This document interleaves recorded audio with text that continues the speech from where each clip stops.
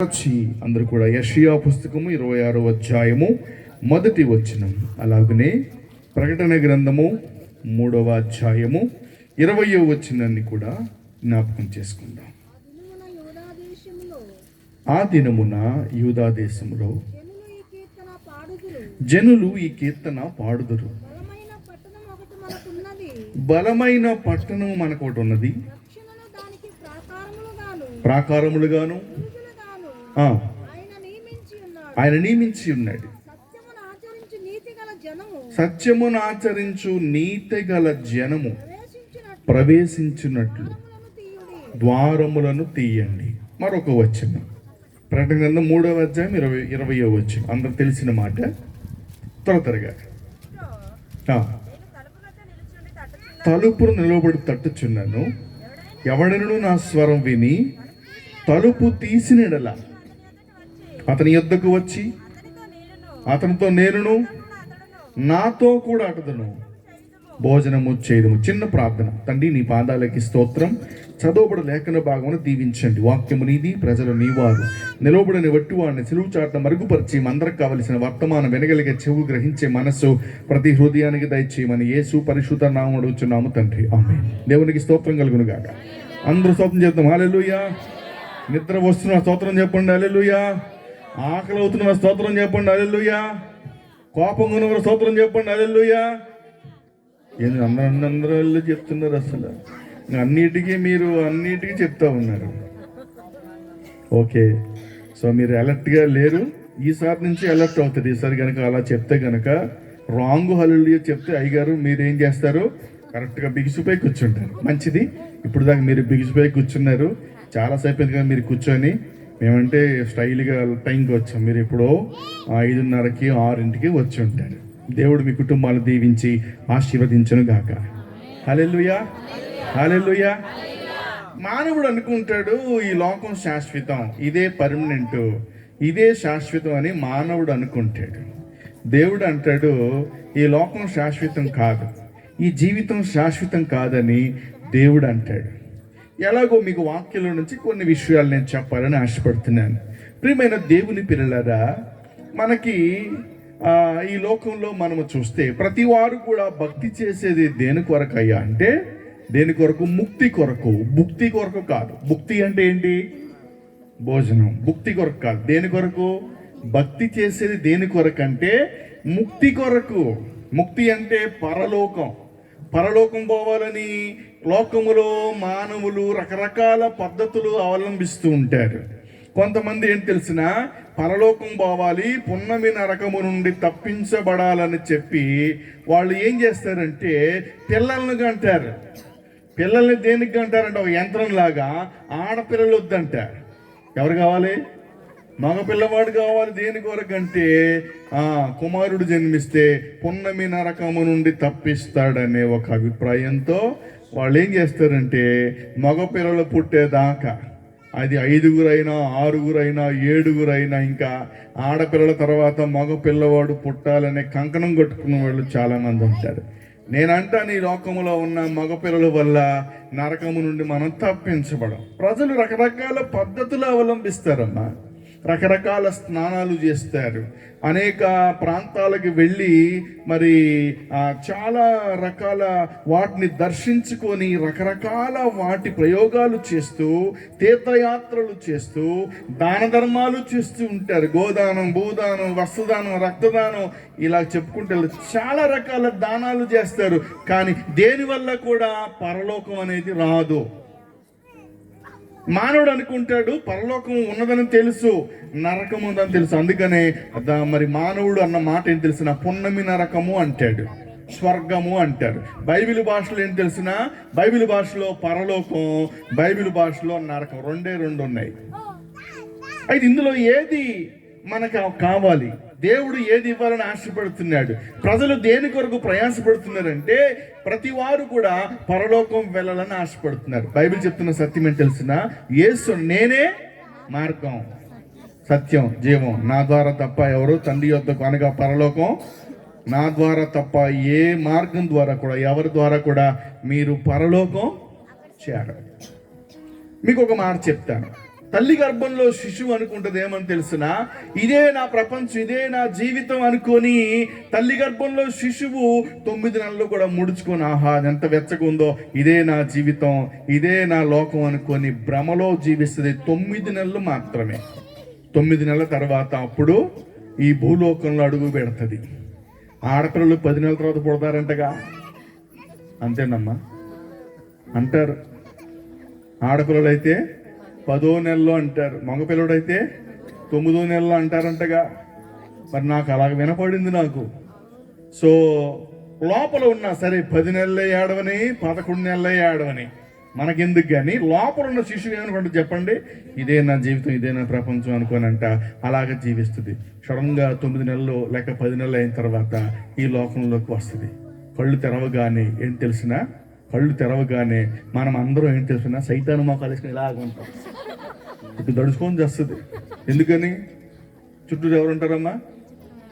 విచిత్రమైన మనుషులు, ఫ్యాన్ తిరుగుతూ ఉంటుంది, ఒక పక్క లైట్ కనిపిస్తుంది, హాస్పిటల్లో గ్రీన్ గుడ్డలు, గ్రీన్ కర్టెన్లు, ఇవన్నీ కనిపించరికి చెప్పండి దడుచుకొని బేరమని ఏడవడం ప్రారంభిస్తారు.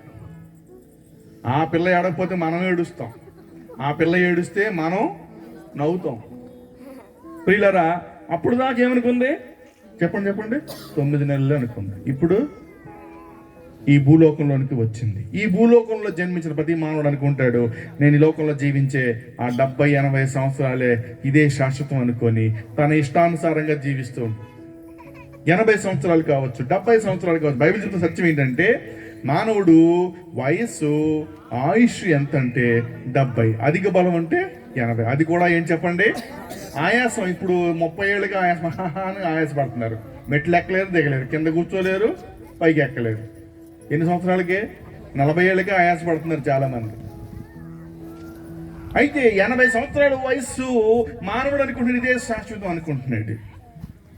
ప్రియులారా, 80 సంవత్సరాల తర్వాత మానవుడు కళ్ళు మూస్తే మానవుని యొక్క ఆత్మ ఎక్కడికి వెళ్తుంది?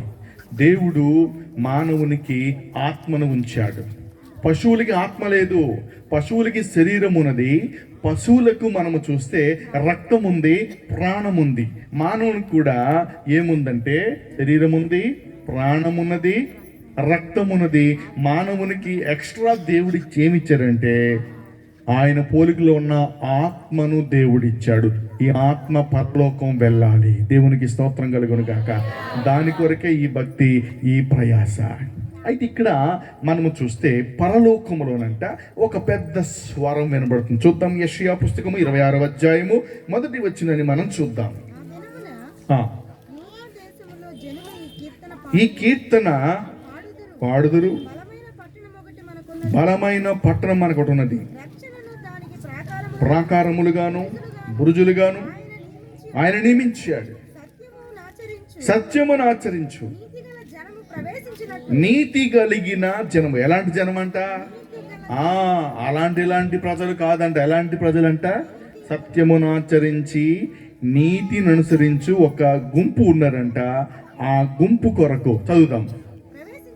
ఆ గుంపు ప్రవేశించినట్లు మీరు ద్వారములు తీయండి అని పరలోకములో దేవాతి దేవుడు దూతలకు ఆజ్ఞాపించగా పరలోకపు తలుపులు మనందరి కొరకు తెరుచుకుంటున్నాయి. దేవునికి స్తోత్రం కలుగును గాక. హల్లెలూయా. పరలోకమంతా కూడా దేవుడు మనందరి కొరకు తలుపులు తెరచి ఆయన ఆహ్వానిస్తున్నాడు. ప్రియులారా, ఈ లోకములో భక్తి చేసేది పరలోకం కొరకు.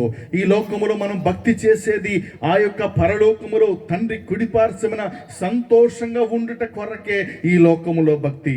ఈ లోకములో 80 సంవత్సరాలు శాశ్వతం కాదు, తల్లి గర్భంలో 9 నెలలు శాశ్వతం కాదు. ఏది శాశ్వతం అంటే పరలోకములో తండ్రి ప్రక్కన మన ఆత్మ యుగ యుగాలు ఉంటుంది.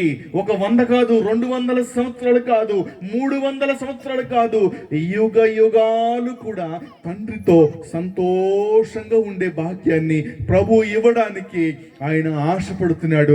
దాని కొరకే యేసయ్య 2024 సంవత్సరాల క్రితము ఆయన శరీరధారిగా ఈ లోకానికి వచ్చాడు. ఎందుకు లోకానికి వచ్చాడు అంటే ప్రపంచమంతా కూడా పాపముతో నిండుకొని ఉన్నది.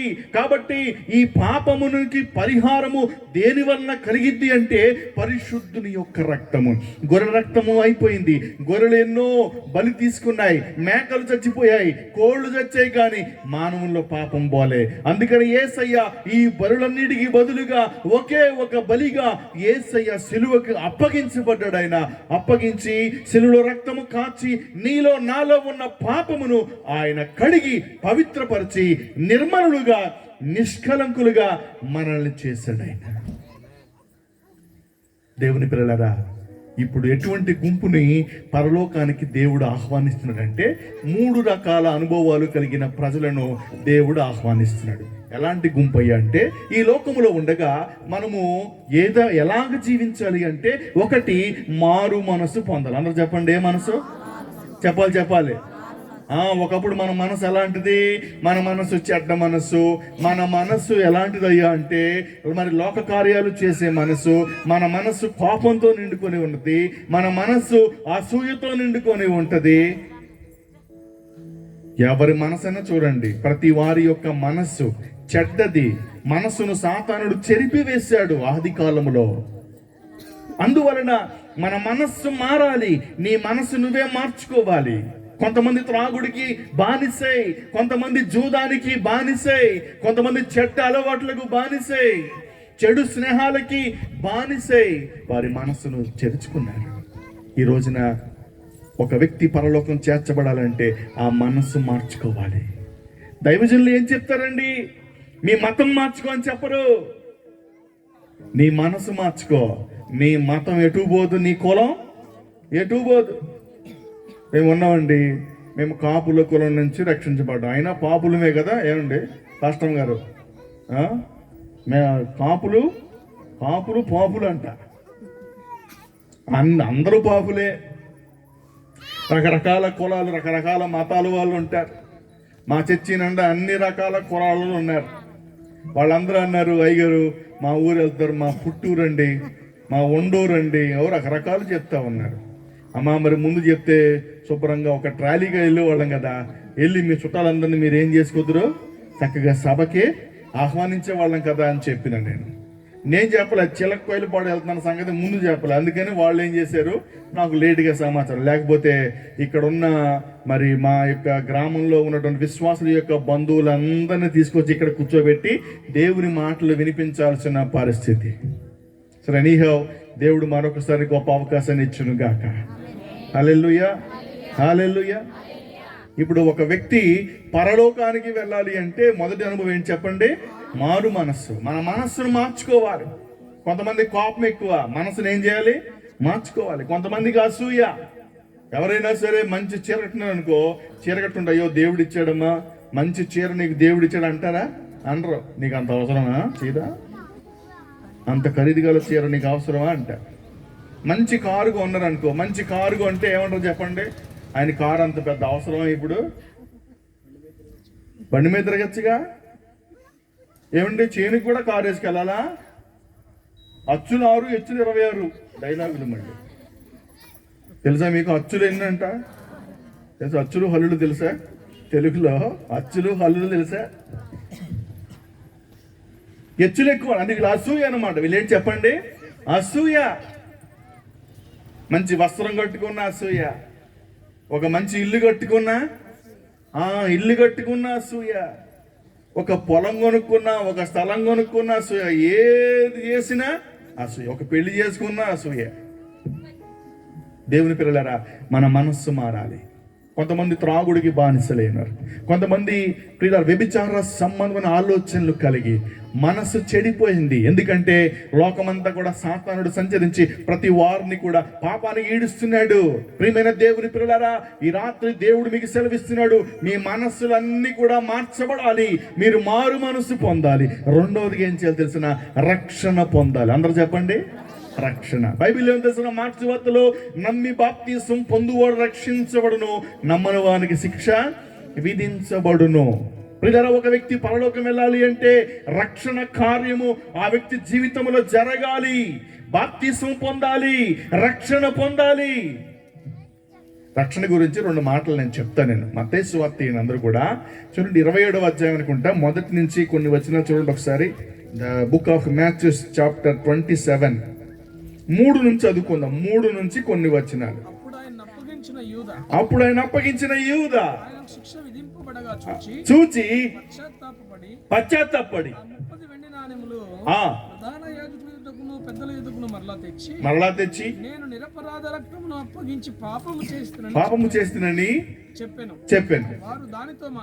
వారు దానితో మాకేమి, నీవే చూచుకోమని చెప్పగా అతడు ఆ వెండి నాణెములు దేవాలయములో పారవేసి పోయి ఉరిపెట్టుకొనెను. ఆ వెండి నాణెములు తీసుకొని రక్త క్రయదము గనక వీటిని కానుకల